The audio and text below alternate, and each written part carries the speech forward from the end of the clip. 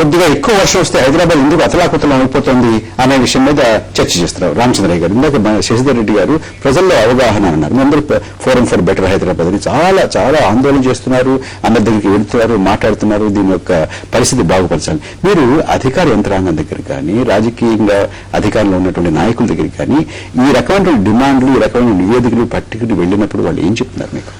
హైదరాబాదు నగరంలోనూ చుట్టుపక్కల ఉన్న చెరువుల్ని కాపాడాలి అని సివిల్ సొసైటీ తరఫున మాకున్న పరిమితిలో, మాకున్న శక్తి సామర్థ్యాల మేరకు మేము కలవని అధికారం లేదు, మేము మా మేరకు మేము చేయని పని అంటూ లేదు. దానికి ఒక లిమిటేషన్, ఆ పైన అధికారం మీ చేతుల్లో.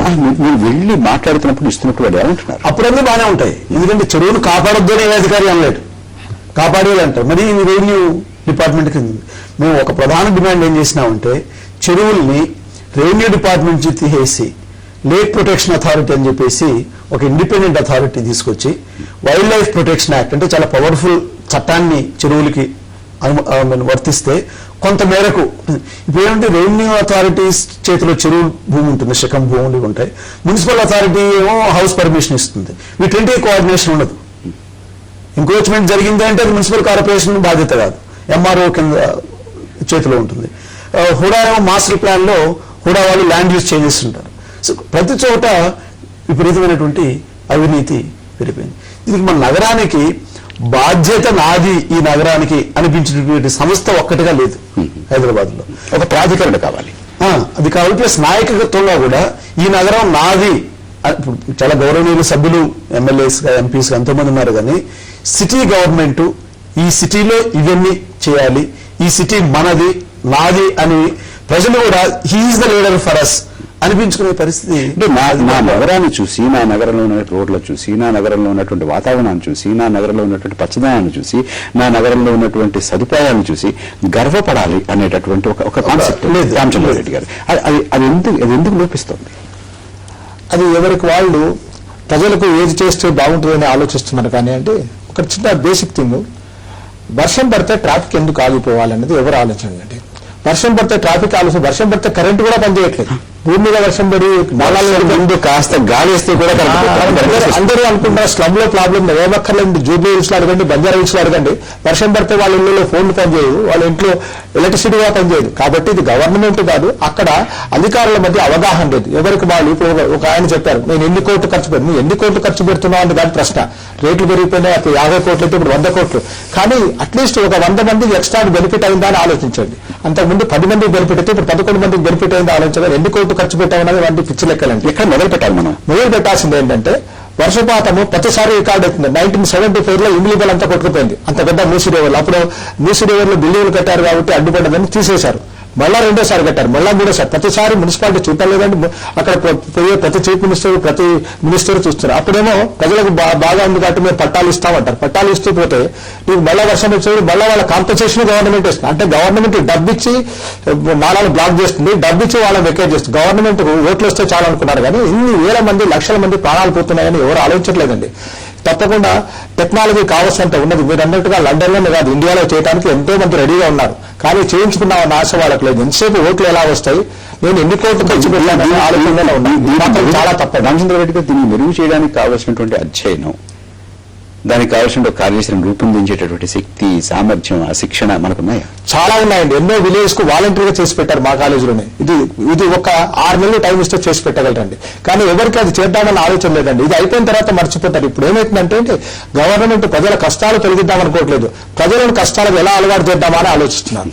కాబట్టి మనందరం కూడా వర్షం పడితే ఆటోమేటిక్ గా ట్రాఫిక్ జామ్ అయింది కదా, మీరే అంటున్నారు కదా ఇక్కడ అవుతుందని. మనందరికి 10 ఏళ్ల నుంచి అలవాటు అయ్యింది. కాబట్టి ట్రాఫిక్ జామ్ వర్షం పడ్డా అవుతుంది, వర్షం పడకుండా అవుతుంది. వర్షం పడ్డానికి చాలా తీవ్రమైనటువంటి వ్యాఖ్యలు చేశారు. మాట్లాడే ముందు ఇంటర్వెన్షన్. ఇప్పుడు హైదరాబాద్ లో మనకు ఉన్నటువంటి వాతావరణం ఏంటంటే, రాజకీయంగా అధికారులు కానీ, పెద్ద నాయకులు కానీ, ఒక పెద్ద ప్రాజెక్టు మేము తెచ్చినాం, అయితే పెద్ద ఫ్లైఓవర్ మేము ఇక్కడ కట్టినామని చెప్పుకోవడానికి. దీనికి ఒక్కొక్క మాట, మనం హైదరాబాద్ గురించి మాట్లాడుకుంటున్నాం, కానీ ప్రతి మాట కూడా ఆంధ్రప్రదేశ్ లో ఉన్నటువంటి ప్రతి నగరానికి వర్తిస్తుంది. కానీ పల్లెల్లో ఇక్కడ వాటర్ లాగింగ్ లేదండి, పల్లెలు బాగున్నాయి మనకు. ఇప్పుడు మన అసెంబ్లీలో కూడా హైదరాబాద్ గతంలో మేము ఇంత చేసినాం, మీరు చేయలేదంటే మేము ఇంత చేసినాం, ఇంతవరకు నడుస్తుంది తప్ప ఫండమెంటల్స్, బేసిక్. ఇప్పుడు హైదరాబాద్ లో నడవడానికి ఎక్కడా మీకు ఒక సేఫ్ ఫుట్ పాత్ కనపడదు. ఎటువైపు నుంచి ఏ వాహనం వచ్చి కొట్టేస్తుంది. ఇప్పుడు మా కొలీగ్ ఫ్రాక్చర్ అయ్యి 6 వారాలు బెడ్ రెస్ట్ లో ఉన్నాడు, మోటార్ బైక్ రాంగ్ డైరెక్షన్ లో వచ్చి కొట్టి. ఎందుకంటే నడవడానికి ఫుట్పాత్ లేదు. ఎవరు కొట్టకుండా గాయపడకుండా బయటకు వెళ్ళిపోతే సంతోషపడ్డాం అనే పరిస్థితికి ఉన్నాం. వర్షం పడినప్పుడు ఇంకా నరకం. రోడ్డు మీద నడవడం అనేది, ఆ సైడ్ లో వెళ్లే వాటరు, వాహనాలు, అసలు అడుగు పెట్టడానికి ఏమీ ఉండదు అక్కడ. అదొక సమస్య అయితే, అదొక మురికి నీరు మంచినీరు కలిసిపోయేటటువంటి మరొక సమస్య. అది త్రాగునీరు దగ్గరకు వచ్చినప్పటికీ నేను అసెంబ్లీ పక్కన లక్కడిగాపుల్లో 30 ఏళ్లుగా వర్షం వచ్చి ట్రాఫిక్ జామ్ అవుతుంది. ఏమండి ఇంతమంది మినిస్టర్లు, చీఫ్ మినిస్టర్ అది చేయలేరండి? అది చేయలేకపోతే ఇన్ని ఇంజనీరింగ్ కాలేజీలు, ఇంతమంది టెక్నాలజీ, ఇంతమంది చీఫ్ ఇంజనీర్లు ఎందుకండి? ఇది టైం ఇచ్చి చూడండి. ఒక 3 months లో ఏ కాలేజ్ కన్నా ఇవ్వండి, with in 15 to 16 crores expenditure తో that can be done in 3 to 4 months. మనం పూర్తి చేసేది తక్కువ సమయం ఉంది. శశిధర్ రెడ్డి గారిని కూడా మనం వారి వ్యాఖ్య కూడా తీసుకోవాలి. ఒక 2-3 వాక్యాలు చెప్పేది. ఇప్పుడు హైదరాబాద్ లో ఫ్లైఓవర్ ఇనాగ్రేట్ చేసిన అనడంలో ప్రతి ఒక్కరూ ఇప్పుడు ఫొటోస్ కానీ, ఒక ఫుట్పాత్ మేము నిర్మించినాం, 1 కిలోమీటర్ మేర అమీర్పేట నుంచి ఖైరతాబాద్ వరకు ఫుట్పాత్ సేఫ్ గా నడగలిగే ఫుట్పాత్ మేము నిర్మించినామని ఒక పార్టీ గానీ ఒక నాయకుడైనా చెప్పేవాళ్ళని చూడండి. శశిధర్ రెడ్డి గారు తీవ్రమైనటువంటి వ్యాఖ్యలు, సామర్థ్యం ఉంది, ఆ శిక్షణ ఉంది, ఆ అధ్యయనం ఉంది, చేసినటువంటి వాళ్ళు ఉన్నారు. మిగతా వాళ్ళకన్నా కూడా చవకగా చేసి పెడతామని చెప్తున్నారు. మంచి ప్రణాళిక మీకు ఇస్తా ఉంటున్నారు, మీరు ఉపయోగించుకోలేకపోతున్నారు. రాజకీయ నాయకత్వం ఉపయోగించుకోలేకపోతుంది, స్థానిక సంస్థలో ఉన్నటువంటి నాయకత్వం ఉపయోగించుకోలేదు. ఒక గర్వపడేటటువంటి భాగ్యనగరంగా మనం తీర్చిదిద్దుకోలేమా? ఒక ఆలోచన విధానంలో ఖచ్చితంగా మార్పు రావాలి.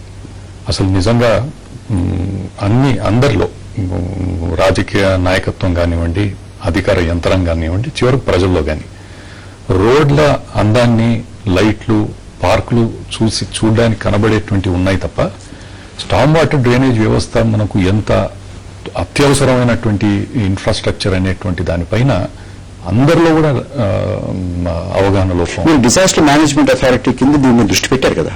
ఓఎస్, మేము మొట్టమొదటిసారిగా ఇంతవరకు దేశంలో స్టామ్ వాటర్ డ్రైనేజ్ మాన్యువల్ అనేది లేదు. మనకు అసలు లేదు. ప్రపంచంలో ఉండేటువంటి మీరు చెప్పినటువంటి చాలా పట్టణాల్లో, చిన్న చిన్న దేశాల్లో కూడా ఒక పట్టణానికి కావలసినటువంటి స్టామ్ వాటర్ వ్యవస్థ, దానికి కావలసినటువంటి మాన్యువల్ కొన్ని 100 పేజీల్లో ఉండేటువంటి రకంగా ఉన్నాయి. ఈ రోజు మనం జేఎన్ఎన్యూఆర్ఎం కింద 20,000 కోట్ల రూపాయలని దేశం అంతటా కూడా కలిపి చేసేటువంటి సూటిగా మళ్ళీ ఇటువంటి వానలు వచ్చే ముందు మనం దీని నుంచి బయటపడడానికి ఏమైనా కార్యాచరణ ఉంటుందా? ఇప్పుడు ఇమీడియట్ గా చేయగలిగినటువంటి దాంట్లో, అంటే షార్ట్ టర్మ్ ఇమీడియట్ గా మనం కొంత ఏదైనా చేయగలిగితే, ఈ స్టామ్ వాటర్ డ్రైనేజ్ మెయింటెనెన్స్ అనేది ఎక్కడ చాలా లోపిస్తుంది. ఉండే వ్యవస్థ తప్పకుండా దానిపైన పెట్టాల్సినటువంటి అవసరం. ఎందుకంటే ఈ ప్లానింగ్ ఇవన్నీ లాంగ్ టర్మ్ లో మనం అచీవ్ చేయాల్సినటువంటి, ఇమీడియట్ గా చేసేటువంటి దాంట్లో మనకు ఉండేటువంటి కెపాసిటీని మనం కాపాడుకోగలుగుతున్నామా లేదా అనేటువంటిది, అది కూడా మనం చూడలేకుండా ఉండే పరిస్థితి. మనకి సమయం అయిపోయింది. శశిధర్ రెడ్డి గారు, రామచంద్రారెడ్డి గారు మా ప్రాంగణానికి వచ్చి మీ అభిప్రాయాలు మొత్తం పంచుకున్నందుకు మీకు ధన్యవాదాలు. నమస్తే ఆంధ్రప్రదేశ్.